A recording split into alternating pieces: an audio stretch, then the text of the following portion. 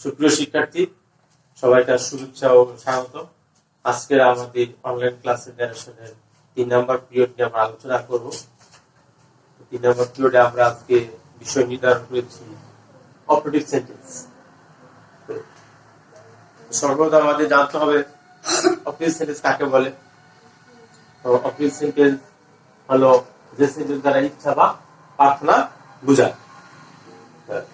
আমরা দেখি বোর্ডের দিকে যে একটা সেন্টেন্স লিখেছি যে he said to me may Allah bless you. তাহলে আমাদের আগে প্রথমে অপারেটিভ সেন্টেন্স চিনতে হবে। অপারেটিভ সেন্টেন্স কাকে বলে, দেখতে কেমন। সাধারণত আমরা জানি অপারেটিভ সেন্টেন্স মে দ্বারা শুরু হয়।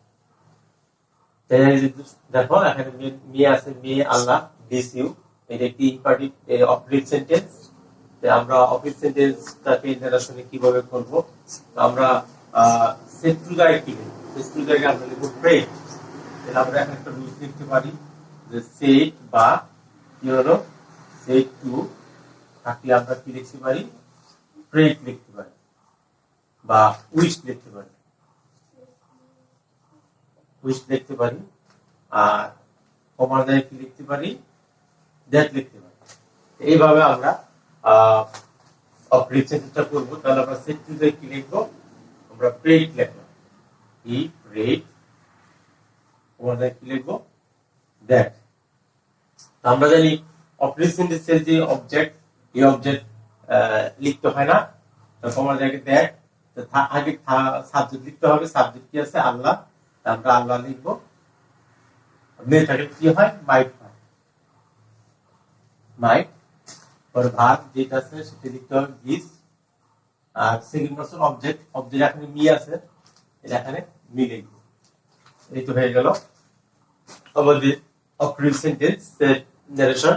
হি prayed that Allah might bless me. তো শিক্ষার্থী, আমরা 2 নম্বর সেন্টেন্সে লক্ষ্য করি। তাহলে এটা লং লিভ দেয়ার প্রেসিডেন্ট। তো এটাও একটা অপারেটিভ সেন্টেন্স, যদিও এই সেন্টেন্সে কি নাই, মে নাই, কিন্তু অর্থের দিক থেকে দেখা যায় যে অর্থের দিক দিয়ে বিবেচনা করলে আমরা বলতে পারি যে এটি অপারেটিভ সেন্টেন্স, কারণ তাদের প্রেসিডেন্ট দীর্ঘজীবী হোক, মনের ইচ্ছা বা প্রার্থনা বোঝায়। আমরা প্রথমেই তো বলেছি যে সেন্টেন্স দ্বারা ইচ্ছা বা প্রার্থনা বোঝায় সেটা হলো অপারেটিভ সেন্টেন্স। আমাদের ইনভার্টেড কমার ভিতরে রিপোর্টেড স্পিচ যদি অপারেটিভ ইচ্ছা বা প্রার্থনা বোঝায়, সেই সেন্টেন্সটি হবে কি অপারেটিভ সেন্টেন্স। তাহলে আমরা সেট টু জায়গায় কি দিব, সেট টু জায়গায় দিব he prayed that, he prayed that. তাহলে আমরা এখানে সাবজেক্ট লিখতে হবে। এই সেন্টেন্সের প্যাটার্নটা একটু ভিন্ন, লং লিভ একটা ফ্রেজ ব্যবহার করা হয়েছে। তা আমাদের সাবজেক্ট হলো দেয়ার প্রেসিডেন্ট। তা আমরা দেয়ার প্রেসিডেন্ট লিখবো, দেয়ার প্রেসিডেন্ট। আমরা জানি অপারেটিভ সেন্টেন্সে এখানে যে মে থাকলে কি লিখতে হয়, মে থাকলে মাইট অবশ্যই ব্যবহার করতে হয়। তাহলে মাইট, দেয়ার প্রেসিডেন্ট মাইট লিভ লং, এটা ঘুরাই দিতে হবে। এই ফ্রেজটা যখন ইনডাইরেক্ট হবে তখন এই ফ্রেজটা কি হবে, উল্টে যাবে, লিভ লং। তাহলে কি হলো, he prayed that their president might live long. এইভাবে আমরা অপারেটিভ সেন্টেন্স করতে পারি।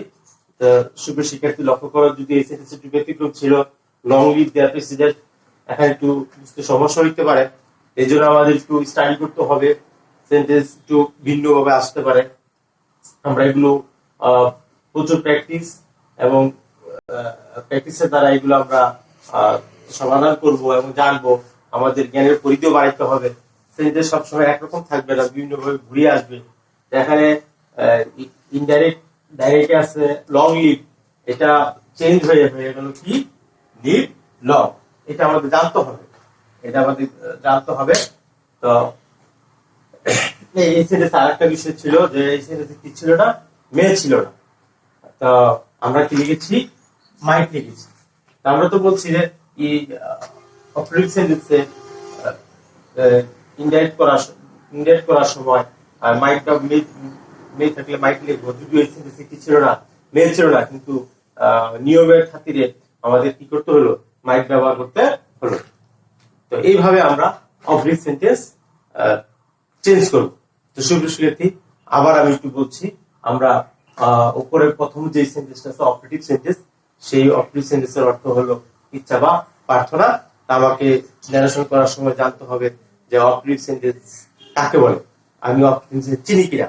যে ইনভার্টেড কমার ভিতরে যে রিপোর্টেড স্পিচ আছে, এই সেন্টেন্সটা আমি অনেক সময় মেয়ে থাকলে বলতে পারবো সেন্টেন্সের শুরুতে যে সেন্টেন্স মেয়ে দ্বারা শুরু হয় সেটাকে অপারেটিভ সেন্টেন্স হিসেবে বলা যায়। আবার অর্থের বিচারও আমরা কি করতে পারি, অর্থের দিক থেকে আমরা অনেক সময় অপারেটিভ সেন্টেন্স চিনতে পারি। সব সেন্টেন্সের যে মেয়ে থাকবে এমন কোনো কথা না। দেখো আমি এখানে লিখেছি লং লিভ, এই সেন্টেন্স কিন্তু মেয়ে নাই, তাহলে কি আমরা কি বলবো না এই সেন্টেন্সটি অপারেটিভ সেন্টেন্স? এটি অবশ্যই অপারেটিভ সেন্টেন্স, কারণ যে সেন্টেন্স দ্বারা ইচ্ছা বা প্রার্থনা বোঝায় সেটা হলো কি অপারেটিভ সেন্টেন্স। এইভাবে আমাদের একটু চিন্তা করতে হবে, বিশ্লেষণ করতে হবে যে অপারেটিভ সেন্টেন্স কি কিভাবে আসতে পারে, কতভাবে আসতে পারে, এগুলো আমরা প্র্যাকটিসের দ্বারা আমরা জেনে নিব। তো সুপ্রিয় শিক্ষার্থী, চলো আমরা আরেকটি সেন্টেন্স নিয়ে আলোচনা করি, সেটা হলো এক্সক্লেমেটরি সেন্টেন্স।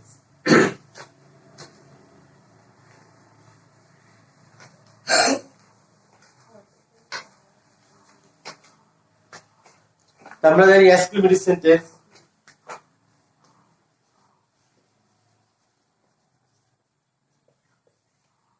Exclamatory sentence. তাহলে প্রথমত আমাদের এক্সক্লেমেটরি সেন্টেন্স হলো কাকে বলে এটা আগে বুঝতে হবে, জানতে হবে। যে সেন্টেন্স দ্বারা মনের ইচ্ছা বা প্রার্থনা বোঝায় সেই সেন্টেন্সটি হলো কি এক্সক্লেমেটরি সেন্টেন্স। তো এক্সক্লেমেটরি সেন্টেন্সের নিয়মটা আমরা যদি বলি এভাবে, সেট বা সেট টু থাকলে আমরা কি দিব, এক্সক্লেম দিব, এক্সক্লেম দিব। হ্যাঁ, সেট বা সেট টু হলে কি দিব, এক্সক্লেম দিব, ওভার জায়গায় কি দিব, দ্যাট দিব। হ্যাঁ, এখানে আমরা আরো কিছু ব্যবহার করতে পারি স্পষ্ট করার জন্য। যদি আনন্দ বোঝায় তাহলে আমরা উইথ জয় দিতে পারি। দুঃখ বুঝালে উইথ সরো, উইথ সরো, এইটা আমরা ব্যবহার করতে পারি। আরেকটা হলো হোয়াট বা হাউ থাকলে আমরা ভেরি ব্যবহার করব ইন্ডিকেট করার সময়। তো সুপ্রিয় শিক্ষার্থী, দেখো যে এক্সক্লেমেটরি সেন্টেন্স যে মনের আবেগ, বিস্ময় এগুলো যদি বোঝায় তাহলে সেই সেন্টেন্সটা হয় এক্সক্লেমেটরি সেন্টেন্স। সেট বা সেট টু হলে হবে এক্সক্লেম, তোমার জায়গায় আমরা দ্যাট দিব। তা আনন্দ বুঝালে কি হবে উইথ জয়, দুঃখ বুঝালে উইথ সরব, হোয়াট বা হাউ থাকলে ভেরি। এইভাবেও আমরা এক্সক্লেমেটরি সেন্টেন্স করতে পারি। এক্সক্লেমেটরি সেন্টেন্সের এক্সক্লেমের জায়গায় আরো একাধিক ভাগ ইউজ হতে পারে, যেমন ক্রাই ব্যবহার হতে পারে। হ্যাঁ, এরকম অনেক ভাগ আছে যেগুলো মনের আবেগ, অঙ্গার, এরকম অনেক আবেগ, অ্যাপ্লাউডেড, এরকম অনেক আবেগ সূচক ওয়ার্ড আছে যেগুলো এক্সক্লেমেটরি সেন্টেন্সে ব্যবহার হতে পারে। এগুলো সেন্টেন্সের মিনিং এর ক্ষেত্রে নির্ভর করবে। তা আমরা ওদিকে যাচ্ছি না, আমরা স্বাভাবিকভাবে যে রুলসটা আছে, নিয়মটা আছে, সেই স্বাভাবিক যেটা এক্সক্লেম দিয়েও বেশিরভাগ সেন্টেন্স চেঞ্জ করা যায়। তা আমরা এক্সক্লেমটি বেশি ব্যবহার করব, এদিকে থাকার জন্য চেষ্টা করব। তো সুপ্রিয় শিক্ষার্থী, চলো আমরা একটা এক্সাম্পলের মাধ্যমে এক্সক্লেমেটরি সেন্টেন্সটা পরিবর্তন করি।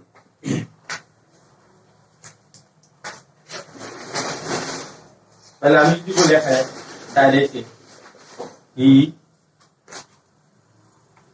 said to me, সে বললো what a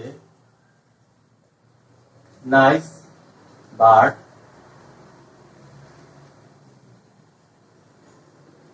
it is. সাধারণত এই যে চিহ্নটা সাইন অফ এক্সক্লেমেশন, এটা থাকলে আমরা বুঝতে পারবো কি এক্সক্লেমেটরি সেন্টেন্স। ঠিক আছে, এটা একটা চিনার খুব সহজ উপায় যে এই ইন্টারোগেটিভ এবং এক্সক্লেমেশন এই দুইটা চিহ্ন দিয়া আমরা দুইটা সেন্টেন্স সহজে বুঝতে পারি। এটা আমাদের তেমন একটা কষ্ট হয় না মিনিং এর ক্ষেত্রে, যেটা এক্সক্লেমেটরি সেন্টেন্স। তাহলে আমরা কি বলছি, এক্সক্লেমেটরি সেন্টেন্স দিব, সেট বা সেট করলে এক্সক্লেম দিব। তাহলে কি হবে, he exclaimed he has claim. এই সেন্টেন্সে অবজেক্ট প্রয়োজন নাই, হি হ্যাজ ক্লেম। যদি যেহেতু আমরা বলছি যে আনন্দ বা দুঃখ, যে আনন্দ বুঝেন উইথ জয়, এই ক্ষেত্রে আমরা এই সেন্টেন্সটিকে ধরে নিই এটা একটা মোডের আগের সূচক ওয়ার্ড, যে what a nice bird it is, কি সুন্দর পাখি এটা, এটা আমরা ধরে নিলাম যে এটা আনন্দ বোঝাচ্ছে, এই জন্য আমরা ইয়েস ক্লিন উইথ জয় দিলাম, উইথ জয় এইভাবেও লিখতে পারি। আবার এটা না দিলেও হয়, হ্যাঁ তুমি দিলে ভালো, যে মিনিংটা খুব ক্লিয়ার ভাবে বোঝা যাচ্ছে। Yes clean with joy that that subject কি। এখন আমরা এই দ্যাট লেখার পরে আমরা সাবজেক্ট খুঁজব। তা আমরা জানি এক্সক্লুসিভ সেন্টেন্সে সাবজেক্ট এবং ভার্ব সবার শেষে থাকে। আমি প্রথম ক্লাসে বলেছিলাম যে আমাদের ইনডাইরেক্ট সেন্টেন্স গুলো সবগুলো অ্যাসার্টিভ বাক্য। অ্যাসার্টিভ বাক্য লিখতে হলে প্রথমে সাবজেক্ট এবং ভার্ব লিখতে হবে। এজন্য আমরা প্রথমে সাবজেক্ট এবং ভার্ব খুঁজে বের করব। ইট, তাহলে ইট থার্ড পারসন সিঙ্গুলার কোনো পরিবর্তন হবে না। ইজ থাকে কি হবে, ওয়াজ হবে। ভার্ব বা হাউ এর জন্য কি হবে, বেরি হবে। তাহলে আমরা এখানে একটা বেরি ব্যবহার করব। বেরি, ইট ওয়াজ এ ভেরি নাইস বার্ড। এই তো হয়ে গেল। আমরা অনেক সহজ উপায়ে কিন্তু করলাম এটা, হ্যাঁ কোনো জটিলতা আমরা এখানে ব্যবহার করিনি। খুব সহজ নিয়মে সহজ উপায়ে আমরা এক্সপ্লেনেশন সেন্টেন্সটা করলাম। এইভাবে করলে আমরা মোটামুটি একটা পর্যায়ে যেতে পারবো। বেশিরভাগ জায়গায় আমরা সেই জায়গায় চেষ্টা করবো এক্সপ্লেন্ট ব্যবহার করার জন্য। হ্যাঁ শুভ শিক্ষার্থী দেখো, আমি আবার একটু বলছি। তাহলে set two explanation set two যাই কি লিখলাম, আমি এক্সপ্লেন লিখলাম। এক্সক্লেমেটরি এবং অপারেটিভ সেন্টেন্সে আমাদের কি দরকার নেই, অবজেক্ট লেখার তেমন প্রয়োজন নেই। তারপরে আনন্দ বা দুঃখ, এখানে আমি হোয়াট এ নাইস বার্ড এটা আমি ধরে নিলাম এবং আমি বুঝলাম যে এটা একটা মনের আনন্দ সূচক, আবেগ সূচক, আনন্দ গণমুক্ত একটা অবস্থা বোঝাচ্ছে। এই জন্য আমি এখানে কি দিলাম, জয় দিলাম। তারপর তোমার জায়গায় কি দিলাম, দ্যাট দিলাম। তারপরে বললাম যে অ্যাসার্টিভ সেন্টেন্সে সাবজেক্ট এবং ভার্ব লাগে, তার ইনডাইরেক্ট সেন্টেন্স গুলো অ্যাসার্টিভ হয়। এক্সক্লুসিভ সেন্টেন্সে সাবজেক্ট এবং ভার্ব সবার শেষে থাকে, এই জন্য এখানে ইট হলো। তারপরে আমরা এখানে ইজের জায়গায় কি লিখলাম, ওয়াজ হয়, কারণ আমরা জানি প্রেজেন্ট টেন্সে পাস্ট টেন্স হয়। তারপর হাউ বা হোয়াটের জন্য ভেরি হয়, তারপর বাকি অংশ। এইভাবে আমরা অতি সহজে এক্সক্লুসিভ সেন্টেন্সটা ন্যারেশনে পরিবর্তন করতে পারি। তো শুভ শিক্ষার্থী, তা আমরা এইভাবে অতি সহজে চেষ্টা করবো যে এই অতি সহজে সিম্পল ওয়েতে যেন আমরা সেন্টেন্স গুলো করতে পারি। তো তোমাদের বইয়ের শেষে এক্সারসাইজ আছে, সেই এক্সারসাইজ গুলো তোমরা প্র্যাকটিস করবা। তো আমি আগেও বলছি যে অনেক সময় আনসার শিটে বা অনেক এক্সাম্পলে দেখবা যে সিটের জায়গায় ক্রাই, সারপ্রাইজ, ওন্ডার, অ্যাপ্লাউডেড এই ধরনের শব্দগুলো ব্যবহার করা হবে। তো এগুলো কোনো সমস্যা না, তুমি ওগুলোর পরিবর্তে তুমি এখানে বিকল্প ওয়ার্ড থাকে। তা আমাদের উচিত হলো কাজ হলো যে আমাদের আনসারটা হইলিত হয়, তাহলে আমরা সহজ যে ওয়ার্ড আছে এক্সক্লেম, এটা ব্যবহার করলে হবে। তো অনেক শিক্ষার্থী মনে করে যে একাধিক ওয়ার্ড ব্যবহার করলে মনে হয় যে ওই ক্রাই, অ্যাপ্লাউডেড এগুলো তাদের কাছে খুব কঠিন মনে হয়। তা আমরা খুব সহজভাবে এক্সক্লেম দিয়ে করার জন্য চেষ্টা করব। তা আমরা চেষ্টা করব এক্সারসাইজ গুলো করে নিজে শেখার জন্য। আর যেগুলো সমস্যা হবে তোমরা আমাকে জানাবে।